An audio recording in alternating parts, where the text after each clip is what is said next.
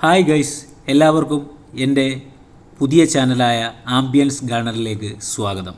ഇതിപ്പോൾ നിങ്ങൾ കണ്ടുകൊണ്ടിരിക്കുന്നത് എൻ്റെ വീട്ടിലെ ചെറിയ ചെറിയ ചെടികളുടെ ഒരു കളക്ഷനാണ്. ഞാനിപ്പോൾ നാട്ടിലല്ലാത്തത് കൊണ്ടാണ് ഞാൻ ക്യാമറയുടെ മുമ്പിലോട്ട് വരാത്തത് തന്നെ.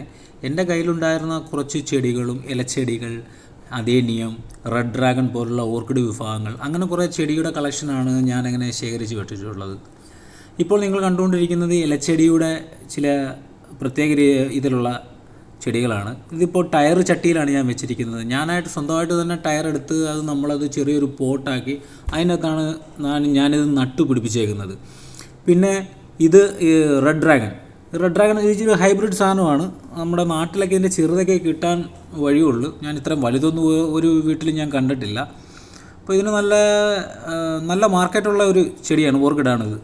പിന്നെ ഇതിൻ്റെ ഇടയ്ക്ക് നമ്മുടെ തത്ത കഴിച്ചതിൻ്റെ ബാക്കി സൂര്യകാന്തിയുടെ അരി ഉണ്ടല്ലോ, അതുകൊണ്ട് ഞാൻ ചെടിയിൽ ചെറുതായിട്ട് ഇങ്ങനെ പാവി കൊടുത്തതാണ്. അത് കിളിച്ച് ചെറിയൊരു പൂവൊക്കെ ആയി. ഇത് ഞാൻ അദേനിയത്തിൽ ഞാൻ ഒരു 100 രൂപയ്ക്ക് മേടിച്ചുകൊണ്ട് വന്ന് ആ സമയത്ത് എടുത്ത ഒരു ഫോട്ടോയാണത്. അതൊരു ചെറിയൊരു വീഡിയോ ആണത്. അത് നൈറ്റിൽ രാത്രിയിലുള്ള ഒരു സമയത്ത് ഞാൻ എടുത്തതാണ്. അന്ന് ആ ചേച്ചിയുടെ അടുത്ത് അന്നൊരു ഗാർഡനിലാണ് പോയത്. നമ്മുടെ വീടിൻ്റെ അടുത്തുള്ള ഒരു ഷോപ്പിൽ പോയിട്ട് അവിടുന്ന് മേടിച്ച് 100 രൂപയ്ക്ക് ചേച്ചി തന്നതാണ്. അപ്പോൾ ചേച്ചി പറഞ്ഞത് ഇത് അധികം വെള്ളമൊന്നും വേണ്ട, നല്ല വെയിലാണ് വേണ്ടത് എന്നൊക്കെ പറഞ്ഞു. അത് ശരി, 6-7 മാസം നോക്കി, വെയിലത്തൊക്കെ വെച്ച് നോക്കി, നല്ല പൂവൊക്കെ പിടിച്ചു. പക്ഷേ നമുക്ക് ഒരു തുടക്കക്കാരൻ എന്ന നിലയിൽ നമുക്ക് ഈ അദേനിയത്തെ പറ്റി വലിയ പിടുത്തമില്ലായിരുന്നു. പിന്നെ കുറേശ്ശെ യൂട്യൂബൊക്കെ കണ്ട് അതിന് ശേഷമാണ് ഞാൻ ഓരോ കാര്യങ്ങളൊക്കെ അദേനിയത്തിൻ്റെ കാര്യങ്ങളെ പറ്റി പഠിച്ചതും. പിന്നെ ഞാനിതിന് പ്രത്യേകിച്ച് വളമായിട്ടൊന്നും കൊടുക്കുന്നില്ല. ചെറിയ ചാണകപ്പൊടി മാത്രമാണ് ഞാനിതിന് വളമായിട്ട് കൊടുത്തുകൊണ്ടിരിക്കുന്നത്.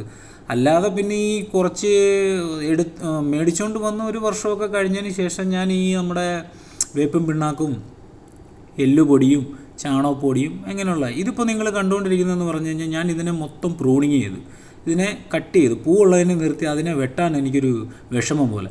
അതുകൊണ്ട് അതിനെ നിർത്തിക്കൊണ്ട് ബാക്കി എല്ലാത്തിനെയും ഞാൻ പ്രൂൺ ചെയ്ത് നിർത്തിയേക്കുന്നതാണ് നിങ്ങളിപ്പോൾ ഇത് കാണുന്നത്. ഇത് പ്രൂൺ ചെയ്ത് ഒരു 6 മാസം കഴിയുമ്പോൾ ഞാൻ 2 പ്രൂണിങ് ചെയ്യും.